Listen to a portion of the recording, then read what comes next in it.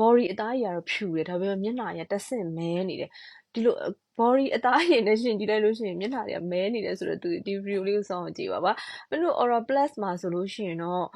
အမြဲတမ်းပေါ့နော်ဘယ်လိုအမြဲတမ်းမျက်နှာညိုတဲ့သူတွေမျက်နှာတက်ဆင့်မဲနေတဲ့သူတွေအတွက်ကိုအမြဲတမ်းညှိုးပေးဖြစ်တာတော့ဟောဒီက Aura Plus က night cream ပါ night cream ကတော့သုံးမှုတဲ့သူတိုင်းကတော့သိပါတယ်အခုမှစသုံးမဲ့သူတွေကိုအကြံပေးရတယ်ပေးရမယ်ဆိုလို့ရှိရင်တော့မျက်နှာဖြူဖို့အတွက်ဆိုလို့ရှိရင်တော့ Aura Plus က night cream ပဲတော့ special ဖြူတယ်လုံးဝဖြူတယ်ဖြူလုံးအားကြီးလို့အခုနောက်ပိုင်းညှိုနေရတာဘယ်လိုညှိုနေရလဲဆိုမျက်နှာကြီးတိတက်မလိမ့်နဲ့ level လေးကိုပါဆွဲပြီးဒီလိုလေးပင့်တင်ပြီးတော့လိမ့်ပေးပါလို့အမြဲတမ်းညှိုနေရတာဘာလို့ဆိုမျက်နှာဖြူသွားပြီဆိုလို့ရှိရင် level ကတရောင်ဖြစ်သွားတတ်လို့အဲဆို level လို့ပါဒီလိုမျိုးလေးပင့်တင်ပြီးတော့ level လေးတွေပါလိမ့်ပေးပါလို့ညှိုနေရတာဆိုတော့ Aura Plus က night cream ကကျတော့မျက်နှာကို special ဖြူပါတယ်လုံးဝ 100%